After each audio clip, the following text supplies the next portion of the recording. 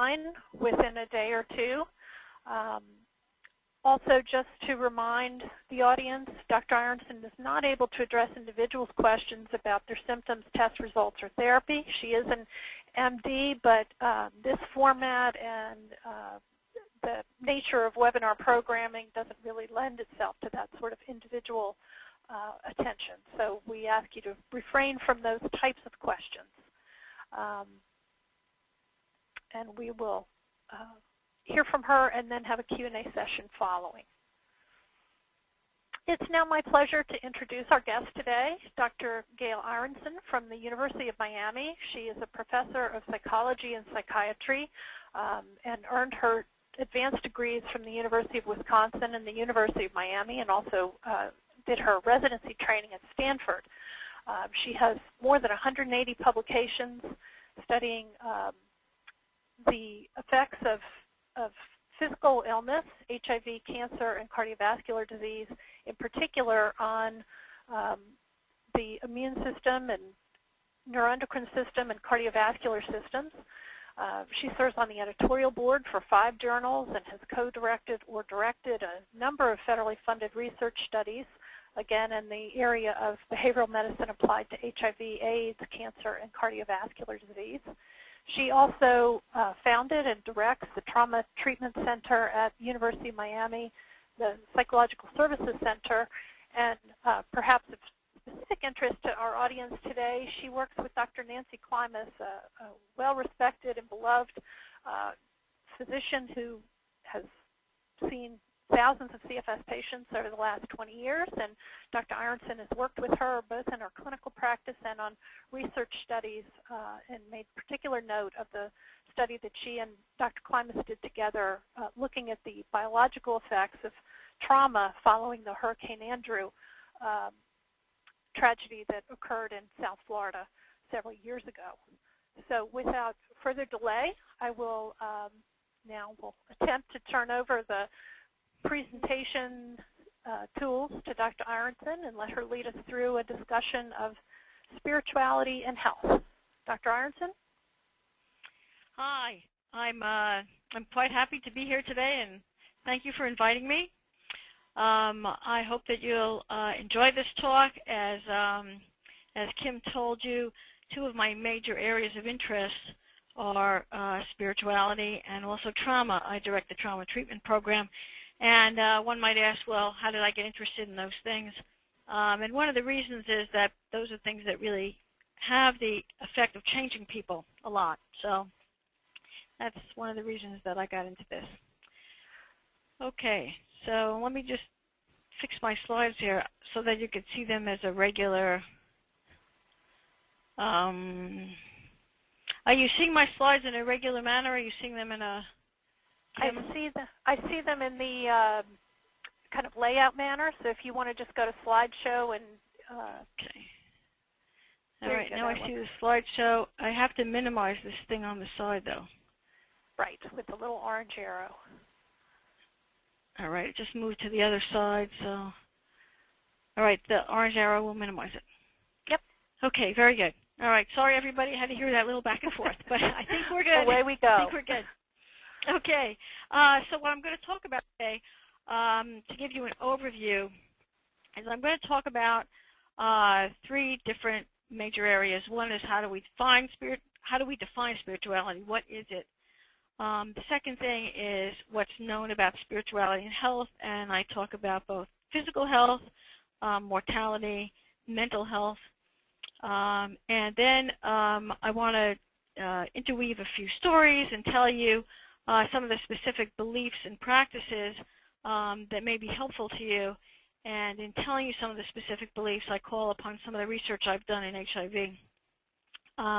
And I'll cover why I think that some of those things are relevant. And as Kim told you, I collaborate with Dr. Nancy Klimas and also our immunologist, Dr. Marianne Fletcher. So without further ado, now let me see. My down button here doesn't work, so I can't get to my next slide. If you click the screen and then try your down button, it should work. Okay. That works. Okay, great. Okay. All right, so I'm going to start off with a story. And this is a story that was, so that you know where it comes from, it's taken from a book called Healthy Body, Healthy Mind, which is written by Alice Domar and Henry Dreyer. Alice Domar is from Harvard Medical School's Mind Body Medicine program, and the story in the book was told by Steve Maurer. So here's the story. Sometime in antiquity, a devoutly religious man who prayed every day seemed to have a pipeline to the Almighty. The man's prayers were invariably answered, but as time went on and the population grew, God got pretty busy. An overworked God came to the man and said, "You're a very loyal follower, but I just don't have time anymore to answer your prayers every day. What I'm about to offer you should help compensate. I'm going to grant you 3 wishes." The man went home and told his wife about his 3 wishes. She went berserk. She demanded a new home, a new boat, new clothes. She harassed her husband day and night until one day, out of utter desperation, the man blurted out, "I wish you'd disappear." His first wish was granted. The wife died suddenly. During the funeral, the man was filled with regret. His wife did get on his nerves occasionally, but he truly loved her. As her casket was being lowered into the ground, he said, "I wish my dear wife was back with me." In a flash, there she was, back by his side. Now he'd used up 2 of his 3 wishes. With only 1 wish left, the man gathered all his friends together to help him answer the question, "What should I do with 1 wish?" One friend told him to wish for money. With money, the friend said, "You can buy anything." The man disagreed. Money can't guarantee health, or a happy marriage, or a good family life. It can't guarantee anything that the eye can't see. This led another friend to counsel the man to wish for good health. "Good health is wonderful," replied the man, "but it doesn't put food on the table. Good health doesn't guarantee anything except good health." Other friends had other suggestions, but the man shot down each one with the same brand of logic. Finally, the man went to God and asked him straight out, "I have only 1 wish left. What should I wish for?" God replied very simply, "Wish for peace of mind. You can be rich or poor, in good health or bad, but if you have peace of mind, you have everything." The man wisely took God's advice. Steve's story is a good parable for mind-body health. Patients like this story because it suggests that peace of mind is possible even as they struggle with their difficult medical conditions. And so spirituality is important because it's a way to cultivate peace of mind. It's important for other reasons too, but I think that that's a good way of thinking about it.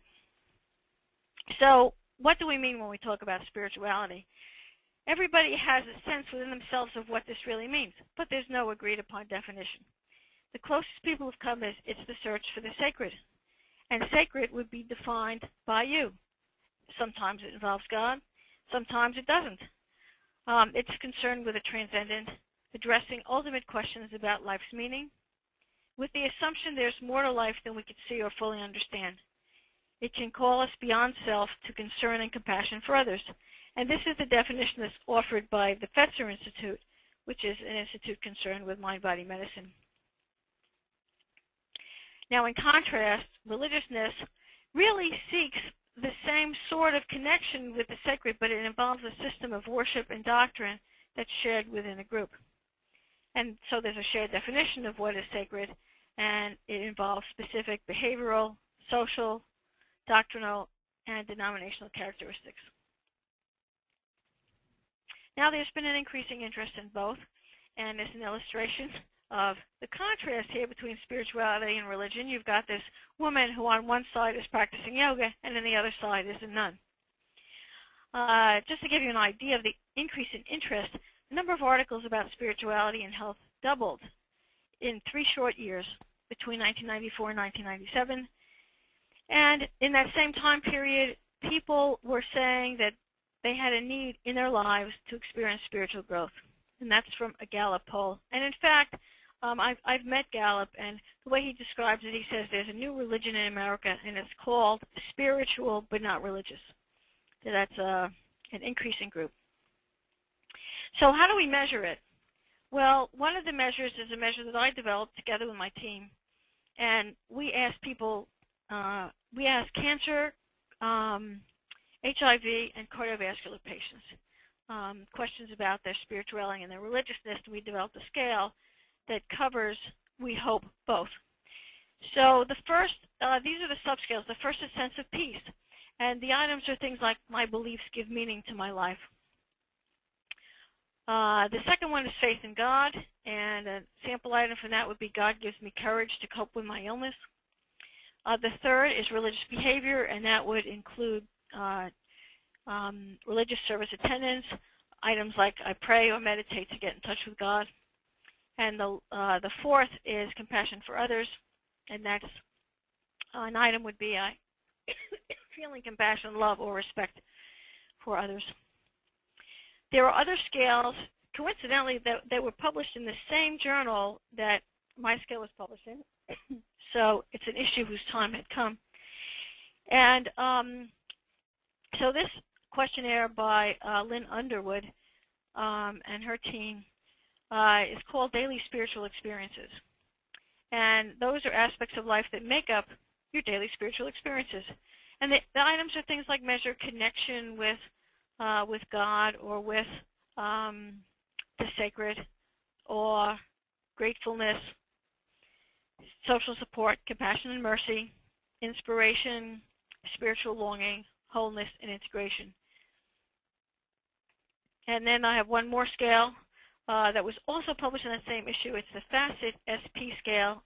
SP stands for spirituality. It's got two subscales. The first is meaning and peace, and has items like I feel peaceful, I have a reason for living, and faith, I find comfort and strength in my faith or spiritual beliefs. So I hope that by going over these scales, you have a little better sense of what's measured when we talk about spirituality. Now, the next segment of my talk, I want to talk about how spirituality interfaces with coping, because although I'm going to be talking about physical and mental health, coping is intertwined certainly with mental health. And when people have a crisis, you know, I'm sure you've heard the phrase, there are no atheists in a foxhole. When people have a crisis, those are time points when people turn to spirituality and to God to cope. In fact, an example of that is a national survey after 9/11 showed that 90% said they turned to religion or God to cope with it. In some research that I've done, after the HIV diagnosis, far more people increased in spirituality than decreased in their spirituality. And in fact, increasing in spirituality after that medical diagnosis predicted that they did better over the next 4 years in terms of actual disease progression markers, which are CD4s and viral loads. I'll talk a little more about that later. All right, so how does spirituality help you to cope? This is from a chapter in a book that actually just came out this week.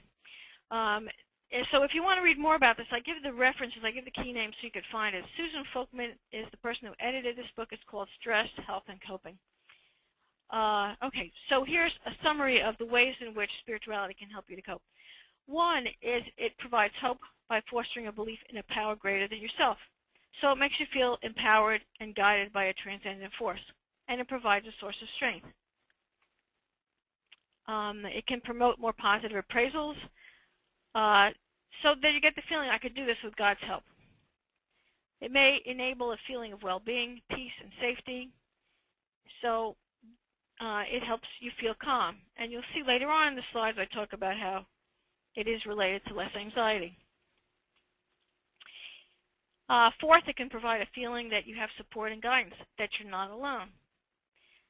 So being connected to a higher power makes you feel that someone or something is with you always. And the social support through a spiritual or religious community can be very powerful and very helpful, especially in times of need. Fifth, I've got a couple more of these. I think I have 8 of them, so this list won't last forever. Anyway, the fifth is that it can engender a greater respect for your body. So people who think that your body is a gift from God are more likely to adhere to medication regimen and good health practices in HIV, including safer sex and less drug and alcohol use. And a belief, for example, that the body is the temple of the soul may enhance your desire to take better care of yourself. Sixth is it takes you out of the realm of suffering by transcending suffering.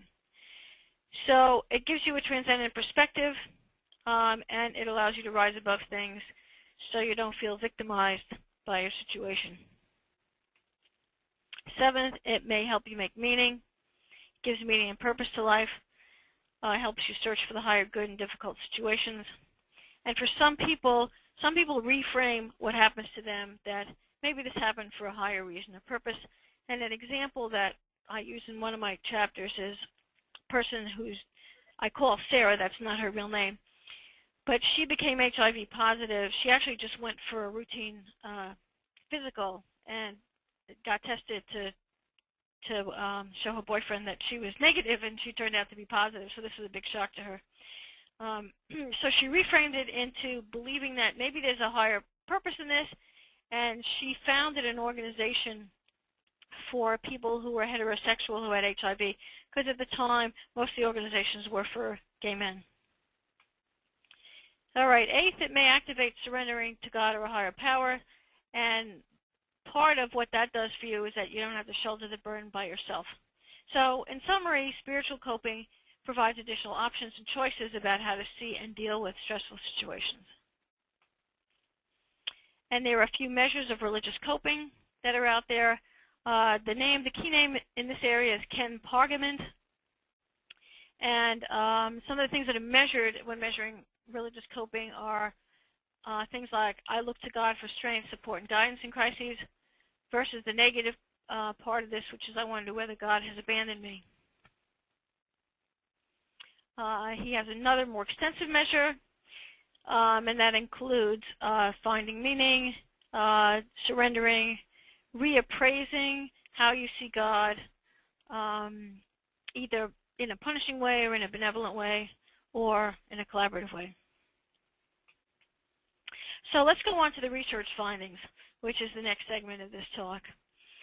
Harold Koenig, key name, especially with respect to looking at spirituality and well-being. He reviewed over 1,000 studies, and just to give you an idea of how much this has increased, between 1980 and 1982 there were 100 studies, and between 2000 and 2002 there were 1,000 studies in that time period. So again, it's an area of renewed interest. Okay, so how does it help you in terms of your well-being? Well, it buffers you from worry, and people who report they're spiritual or religious are less anxious. They're less likely to be depressed. They're less likely to be suicidal. They're less likely to engage in excess drugs and alcohol. ETOH is my abbreviation for alcohol. They're better able to cope with crises such as illness, divorce, and bereavement. So in other words, they have a rock-solid foundation that helps them through these things. They're higher on happiness. They have more positive emotions, better satisfaction with life. And some of these specific things that are related to the positive emotions and satisfaction of life are attending services, reading inspirational passages, and praying. Now I want to go on to some of the physical health findings. Most studies show that religion and spirituality is good for your health. Specifically, it's associated with lower blood pressure, less hypertension, less cardiovascular disease, and some of these effects are due. There's actually one interesting study by Linda Powell, she's another name for you to know, where, in studying effects of spirituality and religiousness, you have influences of dietary rules. For example, some religions you're not supposed to eat meat. In fact, it's very difficult to do a study on meditators because if you pick existing groups, a lot of meditators are vegetarians. And then you have social support factors that people who attend religious services have support from that religious community. Now, a few studies show religious struggle, and here's a sample item: question God's love for me, predicted mortality in the elderly, and also a worse course in HIV. So those are some of the findings. There have been a series of, I have a couple of slides on the physical health findings. So this is the second slide, and this is about prayer. Now, there have been a number of intercessory prayer studies, and the earliest one was back in 1989 by a person named Bird. And he did a study in the coronary care unit and found that people who were prayed for, intercessory prayer is where strangers pray for you, that people who were prayed for had fewer complications and shorter stays in their hospital. That spawned, actually it was 10 years until the next study was published. That was 1999, and that was also a positive study. And so that spawned more intense interest and some funding. And the largest study was done by Benson. It was funded by the Templeton Foundation, and they did it in 6 different sites. And Herb Benson, you may recognize his name because he did the relaxation response. He wrote the relaxation response book. But at any rate, his study did not show an effect. One of the things that I want to point out, it's actually a very interesting study, but I don't have the time to go into it. The group that knew they were being prayed for actually did worse. But I think that prayer is... Gail? Yes. Can you repeat that? You dropped out for a moment, I think. Oh, okay. Okay. I think we lost you around the Benson study. Okay, so why don't I'll talk about the Benson study again. So the Benson study was the largest study, and it was done at 6 different sites. And it's a very interesting study because they had a number of different groups. But the bottom line was that there was no effect from intercessory prayer. Now, I think that prayer, as it is usually practiced, has not been tested. And that's because you can't randomly assign people to either pray or not pray for their loved ones, or pray or not pray for themselves. And I think it's surprising that there are not more longitudinal studies of, well, if people pray for themselves, how does that affect health in the long run? We actually have that as one of the things we're looking at, and I will get to that later.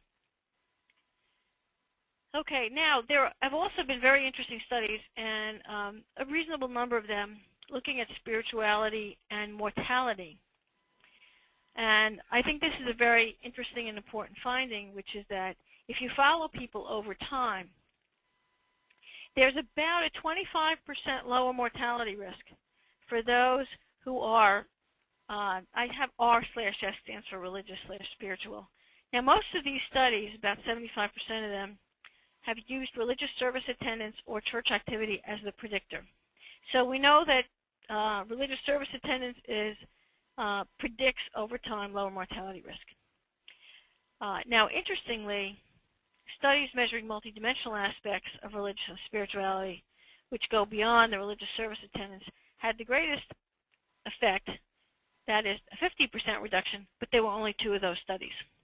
If you want to read more about this, there are some great reviews, and so I've mentioned down here Chida, his name is Yochi Chida, Linda Powell, and Mike McCullough have all done reviews of this literature, and that's where that summary number comes from. Now, what I want to move on to in the next segment is I want to talk about some of the studies that I have been doing in HIV. So this is one of the main studies is a longitudinal study where we followed 177 people who were in the mid-range of illness every 6 months for 4 years, and we're predicting to 2 disease progression markers, CD4 and viral load. And I have a slide, a few slides from now to show you what those are. What we're predicting is to slope rather than to a single time point, and we're controlling for medications that they're taking, and we're controlling for age, gender, and other standard covariates. Now, what do studies in HIV have to do with chronic fatigue syndrome? One theory, as you know, of chronic fatigue syndrome is that XMRV, a retrovirus, may be causative. It's controversial. However, if a retrovirus is involved, HIV is also a retrovirus. And so spirituality and spiritual practices help people with HIV. They may also help people with chronic fatigue syndrome. Stress has been shown to exacerbate chronic fatigue syndrome, and Kim mentioned in the introduction that together with Nancy Klimas and Marianne Fletcher and Susan Lutgendorf, who is a senior author on the article, we found that the Hurricane Andrew, exacerbated chronic fatigue symptoms. In other words, people had more symptoms than you would expect without the stressor. And a third piece of evidence here is that stress management has been shown to decrease viral load in HIV. So if stress management works in HIV, has a biological effect in HIV, one might expect it to have the same effect, or that it would have a beneficial effect in chronic fatigue as well. And our stress management program has been running for something like 20 years, and we found effects on stress hormones as well, not just on viral load, but on decreases in cortisol and decreases in norepinephrine. So there are some biological pathways that would be common to other illnesses and not just HIV. So I want to mention my research team. You've already heard about Dr. Nancy Klimas and Dr. Marianne Fletcher, and so we've got a number of other people who have been collaborating on this. All right, so in HIV, the two major disease progression markers are CD4 cells, which is in red, and you can see that normal CD4 cells are between 800 and 1,000, and you can see from this graph that after infection, your CD4 cells decrease over time. That's the red line. The other major measure that we follow is viral load, and viral load is indicated by the green line, and you can see that the viral load peaks right before, actually right after you've got infected, and right before you can detect the antibody in your blood. So detection of the antibody would be that blue line, and the actual virus would be the green line. And so it peaks right before you are able to detect it, then it levels off, and then it increases greatly at the end when you get sicker. So we follow those. Now, I'm not going to go into the details of the study because I wanted to present primarily information that would be useful in terms of our findings. And so what we found was positive predictors that predicted better preservation of CD4s and better control over viral load are listed here. So people who increased in spirituality after their diagnosis did much better. And they had preserved CD4 cells and better control of viral load. We asked the question, why me? And I have this on a later slide. And the answer to the why me question, why did I get sick, which is certainly spiritually related, or can be spiritually related, did predict. And I'll tell you when we get to that slide the specific predictions. People who believe God was loving and that God loves me, they did better. People who on the R-COPE measure endorsed benevolent religious coping did better. People who prayed did better, and people who attended religious services did better. Now, so here's the why me question.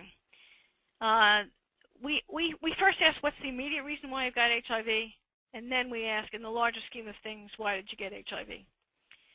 And I think this is a question that can apply to other illnesses. If you see yourself as having gotten an illness because you're being punished for something you did, you do much worse than if you think either it was random, it was chance, or if you reframe it into there's some reason why I was supposed to get this. Maybe it's an opportunity to grow, or maybe there's a higher purpose. Okay, now the next thing we looked at was your view of God. And this is illustrated by this Life magazine. When you think of God, what do you see? Here's Michelangelo's view. What kind of God do you think that is? Well, unfortunately on the phone we can't have this discussion, but anyway, I think that looks to me like a harsher God than than other depictions. Okay, so so here's the positive view of God. God will forgive my shortcomings. God is all merciful. God will not turn his back on me. Also on the positive side, I see my HIV status as part of God's plan, or I try to see how God might be trying to strengthen me. And you could just substitute the word illness. Okay, so back for a minute. So if people saw this view of God positively, they did better. They did better in terms of CD4 and in terms of viral load, and I have some specific numbers to show you later. Negative predictors. If you felt that God was going to judge you harshly, you did not do as well. If you saw God as punishing and judgmental, if you engaged in negative religious coping, or reappraise God as punishing, or answer the question, why me, as I'm being punished by God, then you did not do as well as people who did not interpret things that way. And here's just one item. You could see the survival functions that you did much better in terms of mortality, or in terms of not getting a category C, if you did not endorse this item. So it was good if you disagreed with this item. That would be the green line on top. Your survival would be higher than if you agreed with this, which would be the purple line on the bottom. Okay, and here are some specific items. The view of God negative. I see God as a harsh judge. God will punish me. I wonder what I did. I decided God is punishing me. I express anger at God for letting terrible things happen, or feel that God has abandoned me. So those people do not do well. All right, here are the specific numbers, and you can see actually they're pretty dramatic. That is positive God. What we did was we calculated something called an increase ratio or a decline ratio. So in the case of CD4, you say, well, how fast are CD4s declining for people who are high on positive God versus low on positive God? And what you can see is that you lose CD4 cells 5 times faster if you're low on positive God than if you're high on positive God. Moving over to viral load, your viral load increases 8 times faster if you are low on positive God than if you are high on positive God. And the numbers are there for negative God too. You lose your CD4 cells twice as fast if you believe, 2.5 times as fast if you believe that God is trying to punish you, and your viral load increases 3 times as fast. Okay, the next thing that we did was we asked questions about, we were studying spiritual transformations and spiritual experiences. And about 1/3 of our people described a clear spiritual transformation. In this particular subsample, 54% reported that they got more spiritual. And as you can see from the means of the questions, how spiritual are you, how religious are you, that actually people describe themselves as much more spiritual than religious. The average spirituality was 7, the average religiousness was 4. So what is a spiritual transformation? It's a dramatic change in yourself and worldview, your purpose, your religious beliefs, your attitudes and behaviors. These changes are often linked to discrete experiences, or they can occur gradually or over relatively short periods of time. There are 3 contexts that they usually happen in. One is you're already religious and you become much more religious, or you didn't have any spiritual commitment and then you become devout, or you change from one faith to another. And the most common times for these to happen are stress or rigorous practices, but sometimes they occur spontaneously. And I already told you the story of Sarah, who had a transformation, a spiritual transformation, and founded a community organization. The story about Carlos was he was a gay guy who felt that he was being judged and punished. And when he found out he was HIV positive, he lost any faith in God. And he started taking drugs, dropped out of school, and generally was not doing very well. And then he went to church one day, and the minister said to him, he was seeking answers, and the minister said to him, you know, you don't have to believe in a God that's punishing you. You could believe in a God that loves you. And he describes how that really changed his whole outlook on life, and that gave him the strength to get off drugs. And then he started volunteering in the church to help with kids, and he got his life back together. So, as I said, that's one of the reasons why I like to study spirituality, because people talk about it a lot, and it can help to change their lives. Okay, now here are some correlates. So people who have had a spiritual transformation are more likely to not only believe in God and go to church and pray, but to believe that there's some existence after death, that the afterlife is positive. And then on the next slide, they're more likely to engage in adaptive coping. They're more likely to see their illness as an opportunity. They engage in more positive religious coping. They're more likely to see meaning and purpose in life. And that's actually our strongest correlation, that spirituality is tied into seeing meaning and purpose in life. They're also more likely to adhere. And our most recent finding, which was just published last year, is that people who've had a spiritual transformation have lower mortality, significantly lower mortality. So here were the pathways. Some people had a spiritual experience, like an out-of-the-body experience or a near-death experience. Some people asked for help. Some people hit rock bottom with drugs or alcohol, prostitution or homelessness. Some people had a spiritual transformation when someone close to them died. And others had them with positive experiences like childbirth or marriage or reading. And a lot of people talked about the Louise Hay's book, You Can Heal Your Life. So what changes? You have a change in your beliefs, in your spirituality, in your behavior. But you also have changes in emotion, your reaction to stress, and relief from fear. This ties into what I was talking about before with mental health.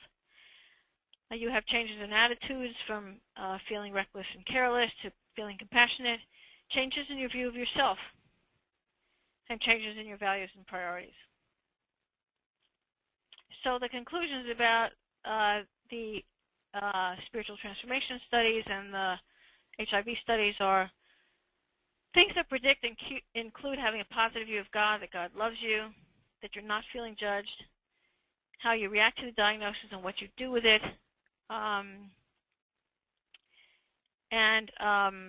what changes is your beliefs, your behaviors, your values, your view of yourself, and there are many pathways to having a spiritual transformation.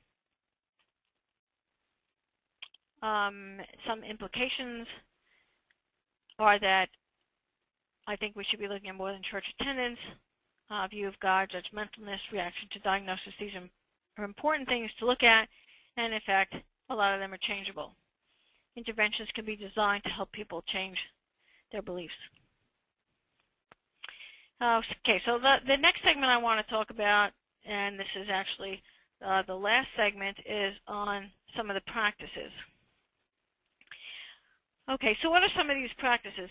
Well, one of the practices are relaxation techniques, and we've been studying this for a long time in HIV, and it turns out that people who practice, we recommend 20 minutes, at least 20 minutes a day, if possible 20 minutes twice a day. And what we do in our stress management program is we've got 10 different relaxation techniques. It's a 10-week program, and we give them a tape after the first 3 weeks with some of the practices on. So people who practice the relaxation techniques 3 or fewer times a week had higher mortality than people who practice 6 or more times a week. So 6 or more times a week is basically every day. They also had better immunity, and while I don't know of studies that have shown this, I would expect it to transfer to chronic fatigue, but we just don't know that. In fact, one of the things that improves with spirituality and this was shown in one of our interventions in cancer, is that it's correlated with improvement in natural killer cells, which are natural killer cells fight off tumors and viruses and are impaired in chronic fatigue syndrome. So that might be one way to enhance your natural killer cells. I've actually done a study in massage and HIV and shown that that improves natural killer cell number and function.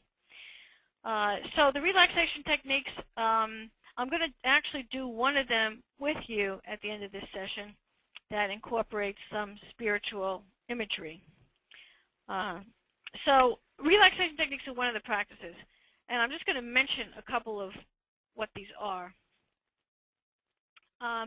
One of them is tensing and relaxing. That's called progressive muscle relaxation. A second one is meditation. And when people meditate, there are different forms of meditation, but some of the more popular ones are there's meditating, focusing on your breath as you breathe in and out. There's meditating, focusing on a mantra. And a mantra can either be a secular word, like the word one or the word calm, or it could be a spiritual word, like the word God, or like a short phrase. The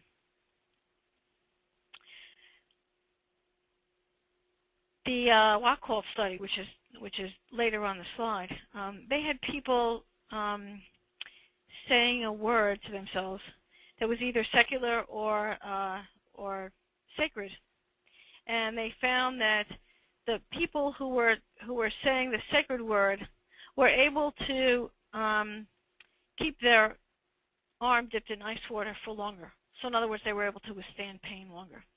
So that's a very interesting study.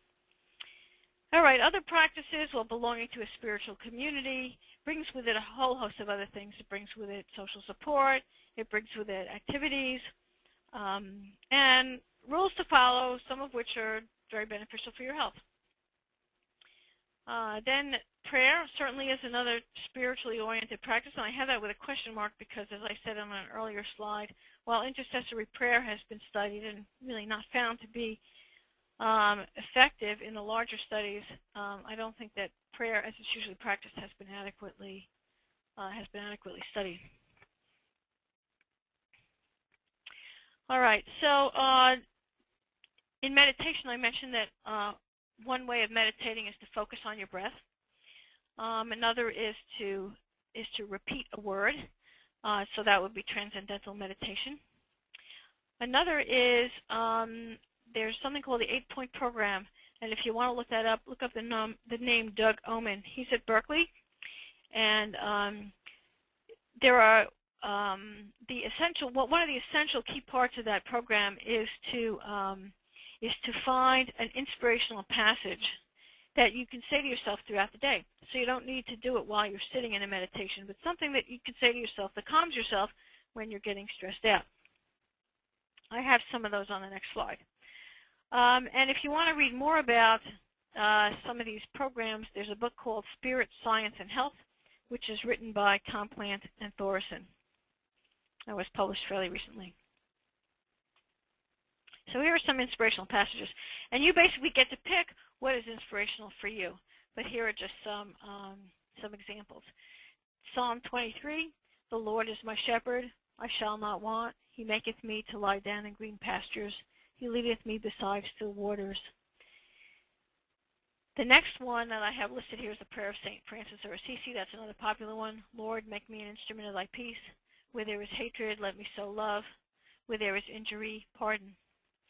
And for those of you who are not oriented toward a specific institutionalized religion, or in fact oriented toward God and your spirituality, there are many passages from Buddhism and Taoist traditions that don't contain theistic references. So you could find one of those. Another inspirational thing that a lot of people say to themselves is the Serenity Prayer, and that one's also used by Alcoholics Anonymous.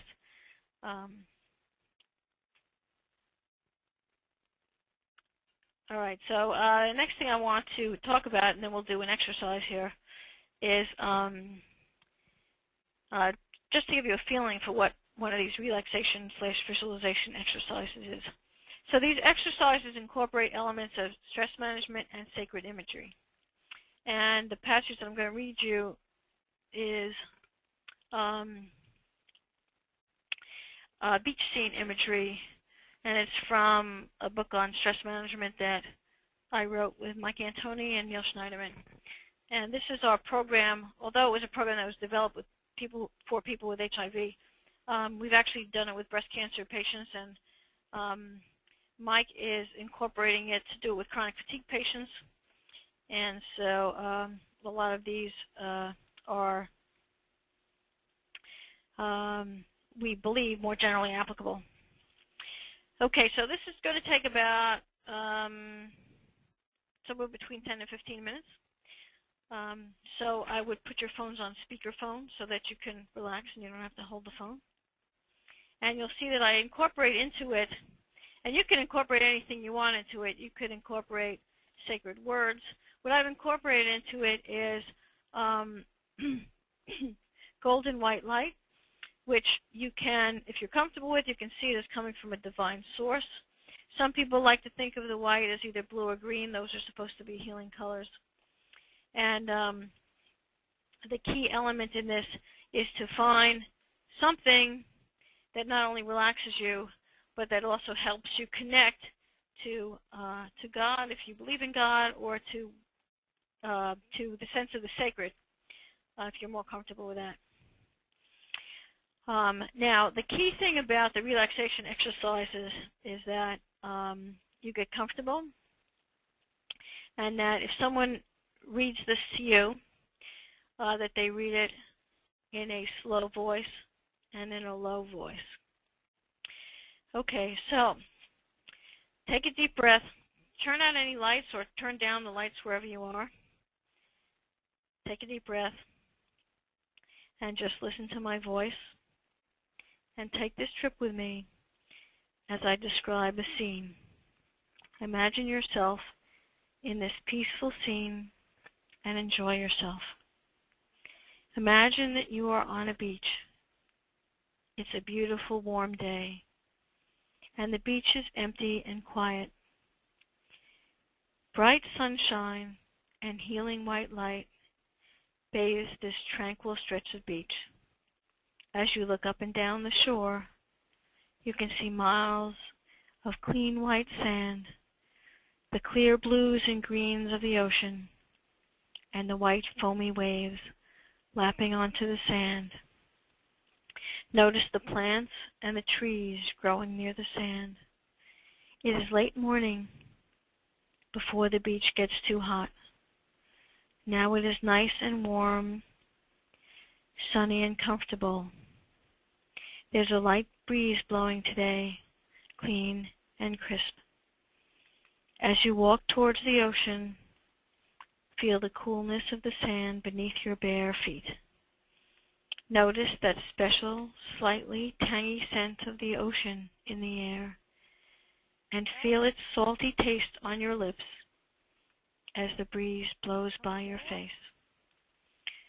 You search for a special spot on the beach and place your towel down on the sand. When you sit down, you naturally start to dig your toes into the cool sand. It's great to have the freedom to wiggle your toes in the sand. Allow the sand to slip between your toes. You dig your toes into the sand, burrowing them into the sand. And you notice the golden white light from the sun, healing and warming your entire body. Lift your toes and allow the sand to flow between your toes and fall back onto the beach. Then, as you leave your toes in the sand, you can feel the sand start to warm as the golden white light beats down on it. And you feel your body start to relax as the golden white light feeds divine healing energy. Now you lie back on your large beach towel beside the ocean. You are lying with your feet stretched out and your arms comfortably beside you. Feel the sand conform to your body, perfectly holding you as your body begins to relax into the support of the sand and the support of the golden white light. Welcome to GoToWebinar, Web Events Made Easy. You can hear the cry of the seagulls in the distance as they fly over the edge of the ocean, flapping their wings. The wind is lightly blowing, whispering as it rustles the leaves of nearby trees. As your eyes remain closed, you continue to listen to the sounds around you. The main sound you hear is the ocean. The waves make several sounds that you listen to. They make a gentle roaring sound as they crest and break, and then they make a soft sloshing sound as they come up to the beach, gently lapping the shore. With your eyes still closed, you listen to the sound and ebb, the sound of the ebb and flow of the waves roaring and splashing, the soft sound of the seagulls at a distance, and the gentle soothing sound of the breeze. The sun begins to increase the warmth that it radiates. You notice that the light from the sun is golden white. You begin to feel the golden white light and healing warmth all over your body, but allow it to be just as warm as is comfortable for you, just the right amount. You feel the warmth and golden white light on your shoulders first, but then you gradually begin to feel the warmth and the golden white light on your chest, on your stomach, on the tops of your legs, on your feet, and on your face. You feel the golden white light as it penetrates into your body, helping your immune system to heal itself. Feel your cheeks and jaw and forehead getting comfortably warm from the heat of the sun.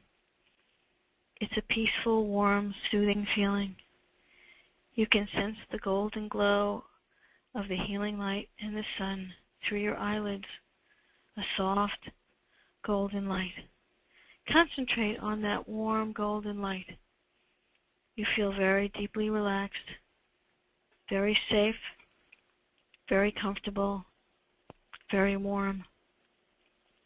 You lie quietly watching the waves. The water sparkles and shimmers. There are many shades of blue and green and turquoise and emerald in the glistening sea.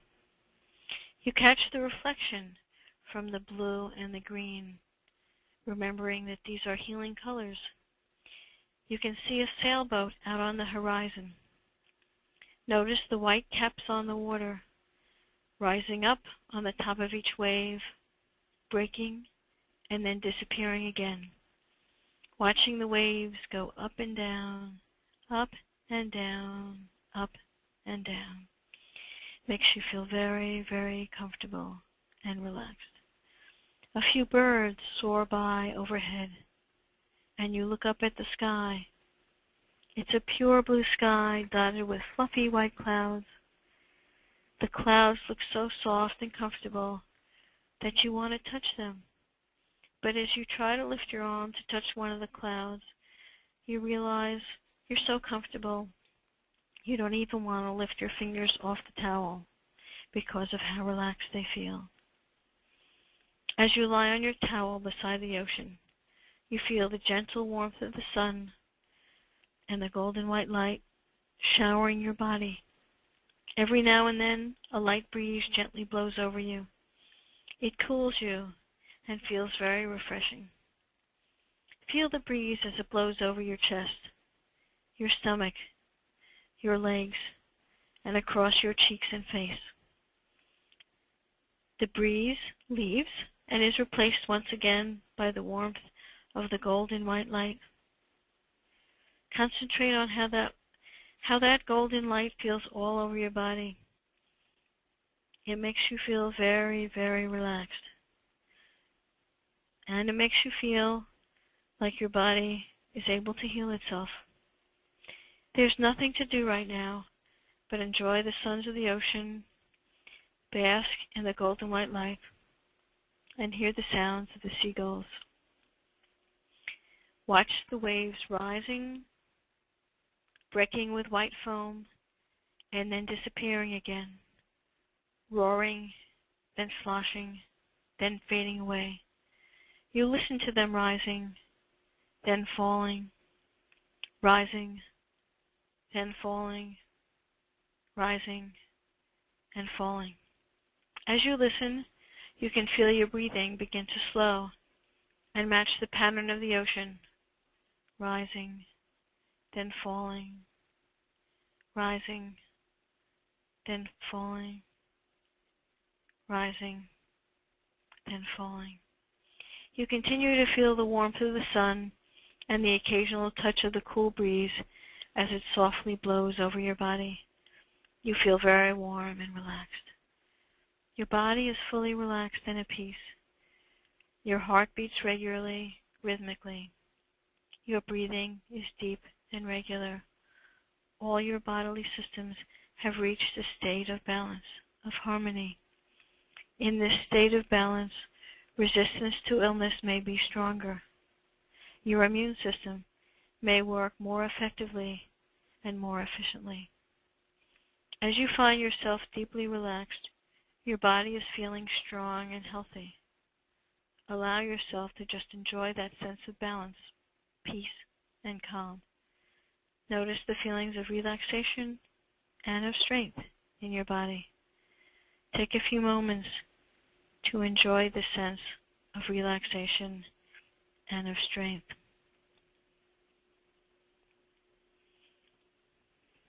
In a moment, I'm going to count backward from 4 to 1, and you will begin coming back from the beach to the room you're in. On the count of 4, you should begin to move your legs and feet. On the count of 3, you should begin to move your arms and hands. On the count of 2, you should move your head and neck. And on the count of 1, I'll ask you to open your eyes, feeling calm, relaxed, and strong. Very pleasantly relaxed, just as if you had had a brief nap with renewed energy. 4, begin to move your legs and feet. 3, begin to move your arms and hands. 2, begin to move your head and neck. 1, open your eyes, feeling calm, relaxed, and refreshed, just as if you had had a brief nap. Now, this is where I would ask for your reaction, but we're still on the conference call. So in that relaxed state, where you're feeling refreshed, I'm going to do a summary slide here. So some of the implications are, some of the things that can be helpful are that if you're a clinician or if you're a patient, to help connect to the sacred in your own framework and as a source of coping, to help people find meaning and purpose in their having the illness, to recognize that certain beliefs are helpful, such as recognizing God as a loving God and that God loves them. Certain beliefs are associated with doing poorly, including seeing God as punishing and abandoning you. Active practices are important too. These are practices that, like the relaxation with some sense of the sacred built in, or with active meditation, where you meditate to a spiritual word, and in addition, having some inspirational phrase at your fingertips throughout the day can be helpful. Adapting a relaxation practice, as we just did, as I mentioned, the relaxation practices are associated with lower mortality and with better immune function in HIV. And I'd like to just close by acknowledging that we're grateful to the Meta-Nexus, the Templeton Foundation, and more recently Fetzer Foundation for providing us with funding. And I'd like to respectfully put in a plug here if anybody's interested in donating to my colleagues, Dr. Nancy Klimas and Dr. Marianne Fletcher. We have an active research program to help people with chronic fatigue. And that's it for now. I hope that we'll have time. It looks like we have time. It's almost 2:15 for any questions. Kim, if you can open it up to those. Sure. Thank you very much. And we got many comments about how useful the visualization experience was. People are already nice. looking forward to having it on YouTube so they can play it over again. And Great. while we're on that topic, can you give us a little idea of what happens in the immune system when our bodies go into that more relaxed, balanced state, how that serves to strengthen the activity of certain immune parameters? Well, you know, there's a whole literature called, there's a whole field called psychoneuroimmunology, and we have done some of the research on that. And people who practice these relaxation techniques more often have increased natural killer cell number and function, and better response to antigens. And you know, there are all kinds of theories about why that might be so. Some of the theories are, well, you know, you get lower stress hormones, norepinephrine, for example, and cortisol. Mike Antoni has done some of that work, so anybody interested in reading more about it, that's probably where I would go. So there are good scientific linkages.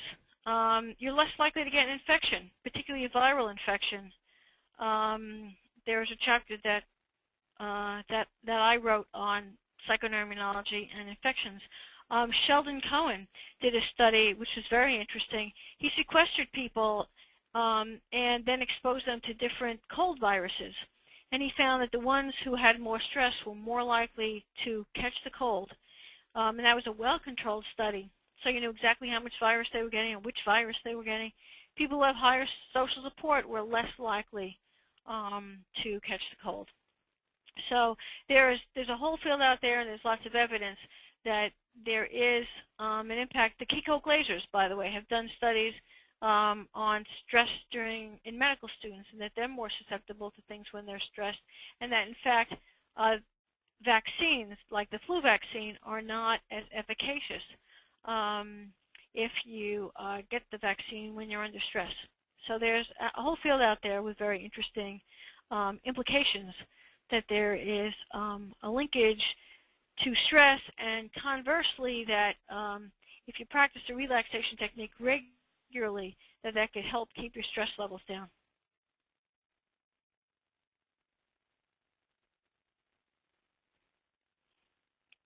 Okay, you there, Kim? Sorry, I had my mute button on. Some people have asked how many, what's the optimal practice for meditation? How long, how many times a day? I think you said 20 minutes twice a day, but I just wanted to confirm that. Well, in our study, people who practice 6 or more times a week, so that's once a day for 20 minutes, did better than the ones who practiced 3 times a week or less. I believe that the recommendations vary depending upon, you know, where you learn it, and so you can get on the TM website and see what they recommend. I think the recommendations vary from what I would personally recommend is 20 minutes every day if you could do it, and that's backed up by our studies. However, I think that and don't quote me on this, although this may be on YouTube, but you know, I would look up what the TM people recommend. I think it's 20 minutes twice a day, but I'm not sure. So Okay. check it out. Okay. And a few people have written in that that was a beautiful gift. A couple of different people used that term for the visualization exercise. So I just wanted to share that with you. Oh, thank you very much. You know, I had a debate with myself beforehand as to whether I should do that, because I thought that you might want more information rather than experience. But every time I've done this in a group, people really like it, so I decided I would go ahead with it. And if you want more of those exercises, I mean, you can certainly listen to the one which I did, but if you want more of those exercises, they're in the Tony Ironson and Schneiderman book, but they're also, you know, all over. If you go to a bookstore and just look at relaxation exercises, try them out for yourselves and use whatever works for you. You don't have any particular references for relaxation CDs that people might use to supplement this one, do you? You know, I don't. We have one that we make up for our stress management groups, but I don't have a vehicle for, you know, for making lots of copies and sending it out to people. No, that's fine. You know, but at some point I would entertain that. But you know, in the meantime, just use the one that I just gave you. Okay. You know, because it'll be on YouTube. Right. A few people had asked toward the beginning of the program about spirituality and atheism and spirituality and agnosticism and how those kind of fit into the literature and research you've done. Right. Now, I just want to point out, I don't know if they could see the slide that I just put up. Yes. But I was anticipating that question. Good. Because a lot of people say, well, you know, I don't really want to refer to a higher power. So, this comes from Lynn Underwood. If you're not comfortable with the word God, encourage people to substitute another idea that comes to mind, the divine or holy for you. So, you know, if you're atheist, maybe nature is holy for you. Whatever connects you to what is transcendent from yourself could be used. And some people just like to use something secular, like the word calm or relax or I'm at peace with myself, or, you know, things will turn out all right. Having a word or a phrase that connects you to what you think is sacred is what I would recommend for people who are atheists or agnostics. And, you know, that's probably what I would do. That's what I would suggest. Okay. Great. You mentioned sort of the burgeoning of research in this area that occurred in the 1990s, and somebody wrote in that perhaps the sort of first person to make this topic of the search for meaning or the search for the sacred or connection to the sacred and transcendent was Viktor Frankl in his book, Man's Search for Meaning. Yes. Go ahead. No, you go ahead. You want me to comment? Yes. Okay. Well, you know, actually there's a whole area of therapy which is called logotherapy, which is based on that search for meaning. And it is possible, you know, I've sort of entertained the idea that that one of the great gifts of spirituality is that it gives meaning and purpose to life, but that you can get meaning and purpose from other things. There are plenty of people who, you know, who find meaning and purpose in other ways and who have very rewarding, satisfying lives. George Valiant made that comment as well. He studied a couple of hundred people over 70 years, a couple hundred men over 70 years. And, you know, I'm sure we all know people who are very centered and who are very happy and fulfilled, and who are atheists. So I think that meaning and purpose is a key element that spirituality can help you with, but I think there are other ways you can get there. We had a few questions about the experience that many people with CFS have of being largely homebound and often bedbound, and how to bridge their physical isolation to become part of a spiritual community. Do you have any thoughts about that, and do you see that with the other patient cohorts that you study and serve? Yes. Well, you know, actually many people with HIV, particularly in the later stage of the disease, are homebound too. So the options are, one is you could still read spiritual material and books, and you could still get on the internet. And I don't know of any specific websites on the internet, but you know, wouldn't it be nice if maybe the CFIDS found, you know, the CFIDS organization could have a website which has perhaps a chat room for people who are interested in spirituality. So, you know, what you have available to you is basically, if you're homebound, you have books and you have the internet. You also have the telephone, obviously. But someone has to organize, you know, where a way for people to access those things. Sometimes people will come out to you, but generally that happens if you were spiritually involved or involved in an organization beforehand. But it's certainly a point well taken, and I think that that unfortunately in coping with having an illness that limits what you can do is we have a segment actually in the stress management book on coping, which is basically for the things that you separate your stressors into things that you can change and things you can't change. For the things that you can't change, such as having chronic fatigue and that you are homebound, that you do problem solving. The problem solving coping seems to be best. So how can I get other people to help me out on these things? How can I still connect with people even though I can't leave my house? Those would be the kinds of questions that would need to be addressed. For the aspects of coping that cannot be changed, then you have emotion-focused coping. And emotion-focused coping are things like talking to people,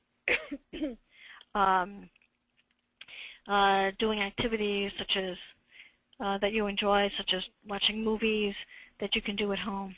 So problem-focused coping for aspects you can change, like getting the right medical treatment, emotion-focused coping for things you can't change.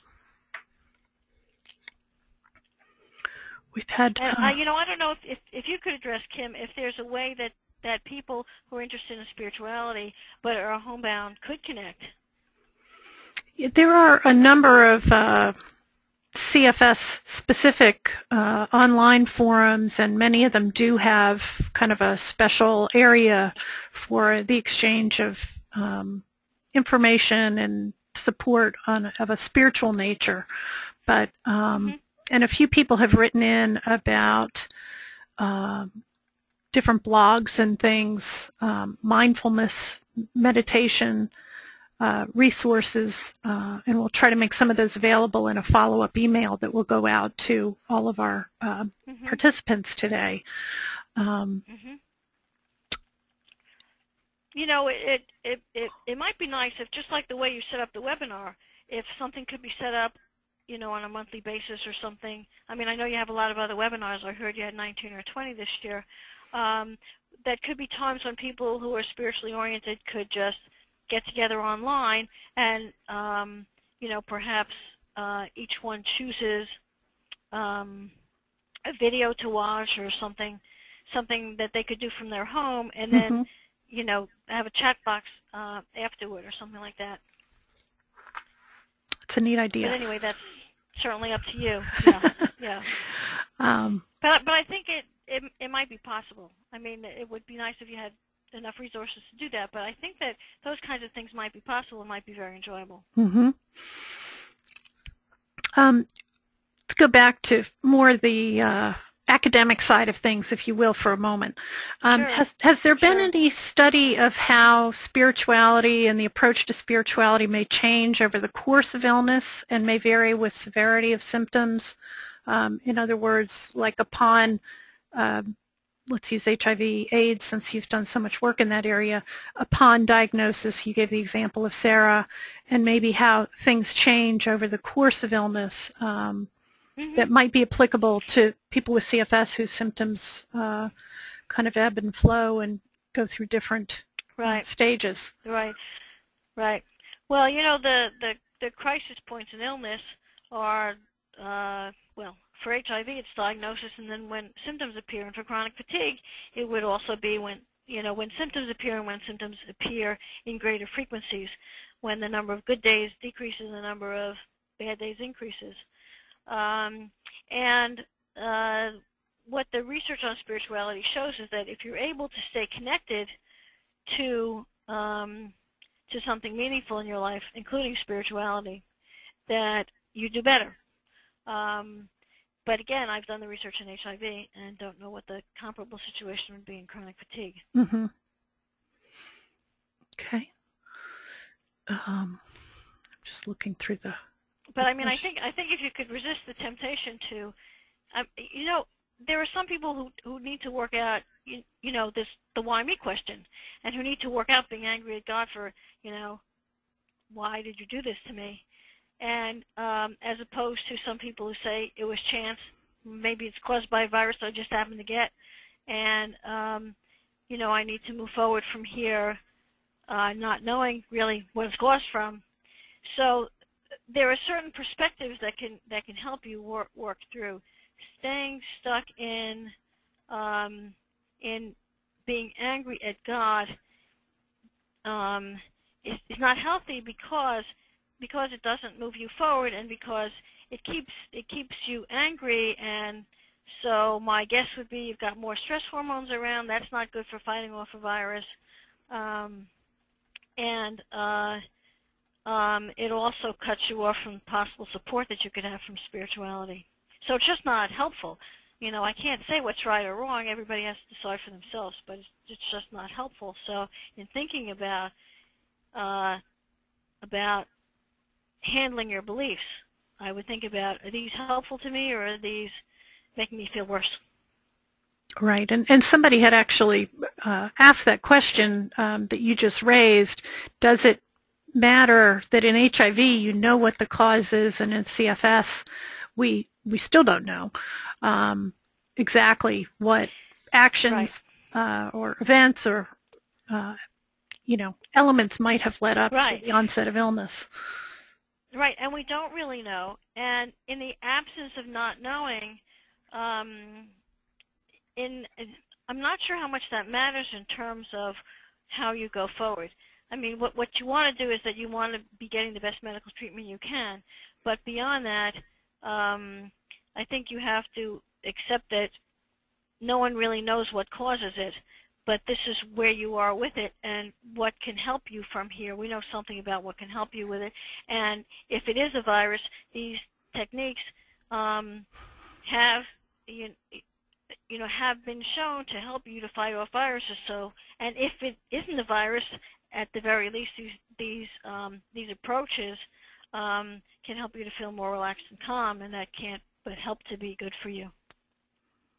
Well, and I think in the face of any chronic illness, a stronger immune system and better functioning stress response system would be helpful regardless of the underlying pathophysiology.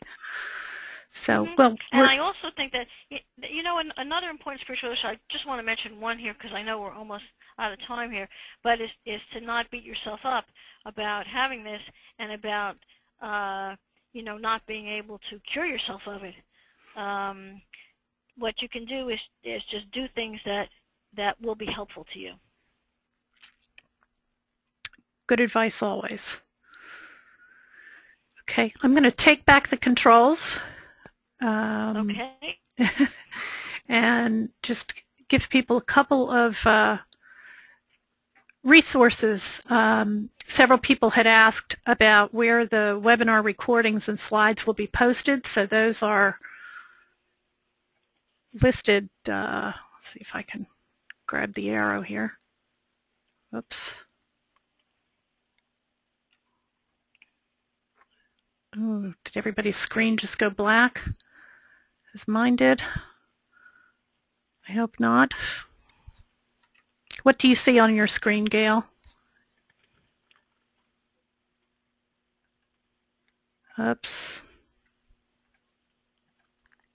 Ah, there we go. Okay.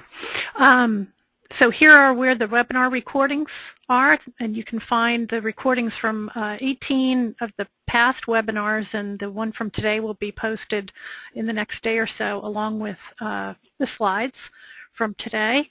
And I also listed 2 books that have become quite popular over the past couple of months that are very much in line with the topics that Dr. Ironson talked with us about today. Both are written by women with CFS. One is called How to Be Sick, and it's written by Toni Bernard. And the other is The Sound of a Wild Snail Eating by Tova Bailey. And put up an interview with Ms. Bailey from NPR and also Ms. Bernard's website here for more information about those books.